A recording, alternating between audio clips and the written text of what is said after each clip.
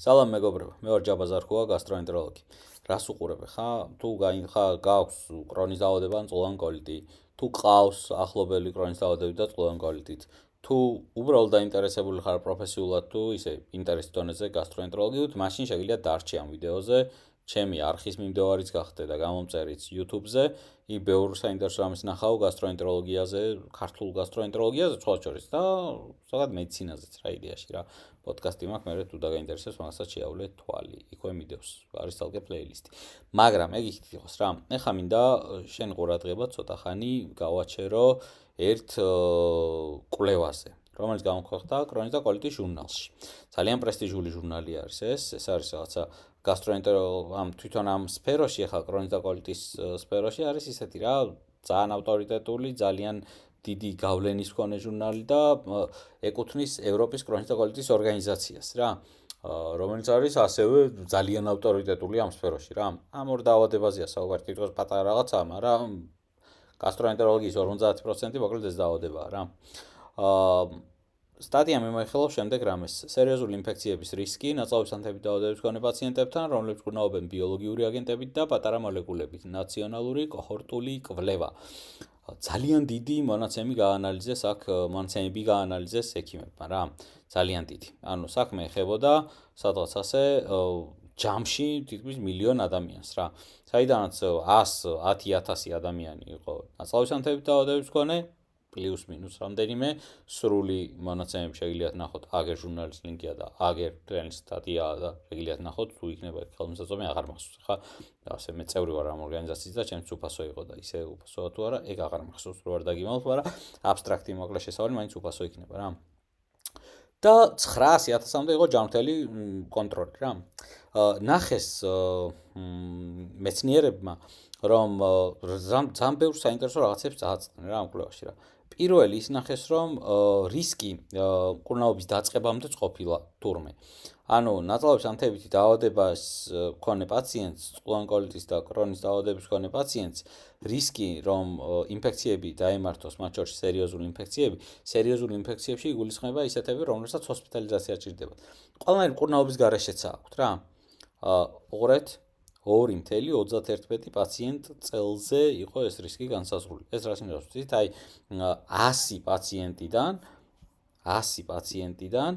1 წლის განმავლობაში 2-დან 3 პაციენტამდე, საშუალო 2.3 პაციენტს დაემართებოდა ინფექცია. როცა ჯანმრთელ პოპულაციაში ეს იყო 1-ის პარალელში რა. ანუ ორჯერ იყო დაახლოებით მომატებული 1 ჯანმრთელს თუ დაემართებოდა ისედაც რამე სერიოზული ინფექცია, 2-ს დაემართებოდა კრონის ან წყლოვანი კოლიტის მქონე პაციენტებს რა. და ეს რისკი იმატება სხვადასხვა მკურნალობების დროს. მკურნალობების დროს იმატება 3 და 6, ანუ 3-4-ზე ადიოდა ზოგიერთი მკურნალობის დროს, ანუ რისკი იყო ბევრად უფრო მაღალი ახალი მკურნალობების advanced თერაპიებით ქვეშ მყოფი პაციენტების რა. თვითონ ამ მკურნალობებს შორის რისკები იყო დიდად განსხვავებული არ იყო რა. ანუ რომელი ჯგუფის ესა სხვადასხვა ჯგუფის წამლები. ანტი-TNF-ები, ანტი-ინტერლეიკინები, რაღაცა ინტეგრინები, JAK ინჰიბიტორები და შემდეგ რა. ამ ჯგუფებს შორის თვითონ სხვაობა იყო ძალიან ისეთი რა, მცირე და უმნიშვნელო ინფექციების განვითარებისა. ანუ ყველა მათგანი ზრდიდა კიდევ უფრო მეტად სერიოზული ინფექციების რისკს, თუმცა ერთმანეთში დიდი სხვაობა არ იყო რა. სხვა შორის სხვაობა იყო ერთ წამალთან დაკავშირებით, რიზანკიზუმაბი, რომელიც აქ აღარც მოვიტანე, იმიტომ რომ ძალიან დამაბნეველი იქნება და მისი მოტანა. რატო იცით? იქ მონაცემი იყო ძალიან ცოტა ადამიანი იყო რა, გაანალიზებული რაღაცა 100 რაღაცა ადამიანი, როცა 1000-ობით იყო ამ ჯგუფში რა, ამ სხვა ჯგუფებში. და არ იყო ვალიდური ეგ მონაცემი რა. ასევე გასთვალისწინებელი იყო, რომ ის რიზანკიზუმაბი ენიშნებოდა მძიმე პაციენტებს, გაიდლაინების მიხედვით, რომ უწევდა მძიმე პაციენტს. ასე რომ ეგ ჯგუფი ამათ არ დარდებოდა და არ გავდადიდა და ამიტომ რო არ დამემფრიეთ, ეგ ტყუილად აღარც მომიტანია რა ჯგუფი, მაგრამ შინაარს თვითონ ჰქონდათ აღნიშნული რა მკვლევარებს, რომ ეგ ცოტა სიფრთხილით გაშიფრე რიზანკიზუმაბის მომატებული რისკი ძალიან უსაფრთხო წამალია, ძალიან ეფექტური, უბრალოდ უნდა გავითვალისწინოთ კონტექსტიო რა, ძალიან ცოტა პაციენტზე იყო მონაცემიო და მძიმე პაციენტებზე იყო რეალურად, იმიტომ რომ მძიმეებს უწევდათ ეგ წამალი, უფრო ახალი წამალია და მაგითო. Anyway, მეორე უნდა გახსოვდეთ, რომ თერაპიებს შორის სხვაობა უმნიშვნელოა. ასევე რომ ჩაშალეს ახლა ექიმებმა რა, მეცნიერებმა ვინ იყვნენ ამ მომატებულ რისკში, ნახეს რომ მაღალი რისკის ჯგუფებში იყვნენ ახალგაზრდები, ბავშვები განსაკუთრებით, ხანდაზმული ადამიანები და ისინი ვინც იყვნენ სტეროიდებზე და ჰორმონებზე. ჰორმონებით მკურნალობა, ჰორმონებით მრავალჯერადი მკურნალობას დიდა რისკს, რომ მეტად ქონოდა სერიოზული ინფექციები, ნაწლავების ანთების დაავადებების მქონე პაციენტს. ამ ყველაფრიდან ახლა უნდა გამოვიტანოთ ჩვენ შემდეგი დასკვნები. ახლა ეს არის პაციენტებისთვის რა, ეს მიმართვა და არა ექიმებისთვის რა. აქედან მინდა რომ გვახსოვდეს შემდეგი რამ. ერთი ის რომ ნაწლავის ანთების დაავადება დავტოვოთ მკურნალობის გარეშე საერთოდ. გარდა იმისა, რომ თვითონ ნაწლავის ანთების დაავადებები შეიძლება გაგურთულდეს და თავისი გამოიწვიოს რა, თავისი გართულებები ნაწლავი დააზიანოს და არა მარტო ნაწლავი. ასევე ინფექციების რისკი ისედაც შეიძლება გაზარდოს თურმე რა.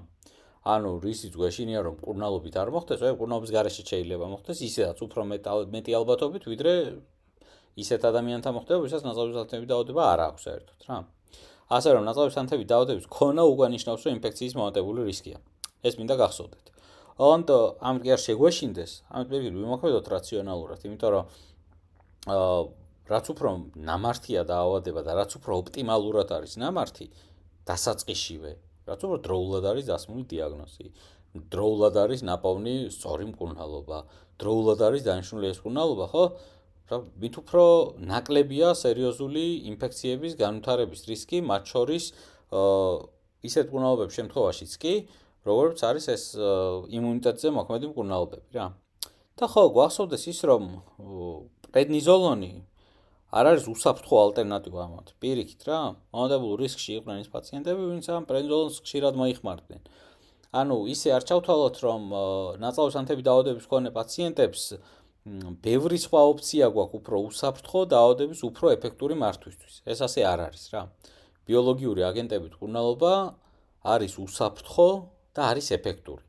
და ყველაზე მეტი პრევენცია, ასე ვთქვათ, დაავადების პრობლემების, დაავადებას ასოცირებული გართულებების თავიდან ასარიდებლად არის დაავადების დროული და ეფექტური მართვა. ესეც გვახსოვდეს რა კარგად. ხო და ნუ სერიოზული ინფექციები რო არ ნიშნავს, ახლა ინფექციის გამო ჰოსპიტალიზაცია რო არ ნიშნავს, მაინც ფატალურ გამოსავალს, მაგასაც ხაზი გაუსვათ ახლა ესე, ხო? უბრალოდ ჰოსპიტალში მოხვდნენ და უმეტესობა მათგანი განიკურნა და გამოვიდა გარეთ. კიდევ ბევრი სხვა საინტერესო მონაცემია ამ კვლევაში, მაგრამ ნუ ეს უკვე თავად შეგიძლიათ ნახოთ რა. დიდი მადლობა ყურადღებისთვის, დაგიბრუნდებით სხვა საინტერესო სიახლეებით აუცილებლად. დროებით